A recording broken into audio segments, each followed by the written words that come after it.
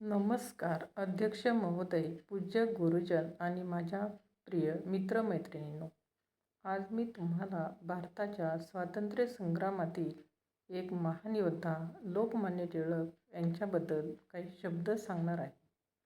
स्वराज्य हा माझा जन्मसिद्ध हक्क आहे आणि तो मी मिळविणारच, ही त्यांची सिंहगर्जना आजही प्रत्येक भारतीयाच्या मनात देशप्रेम जागवत असते.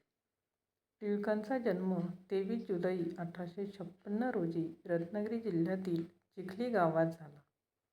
त्यांनी केसरी आणि मराठा या वृत्तपत्रांद्वारे जनतेमध्ये जागृती निर्माण केली. सार्वजनिक गणेशोत्सव आणि शिवजयंतीसारख्या सामाजिक उपक्रमांद्वारे त्यांनी लोकांना एकत्र आणले. त्यांनी इंग्रज सरकारविरुद्ध आवाज उठवला आणि मंडालेच्या तुरुंगात असताना गीतारहस्य हा ग्रंथ लिहिला. त्यांचे विचार आजही मार्गदर्शक ठरतात.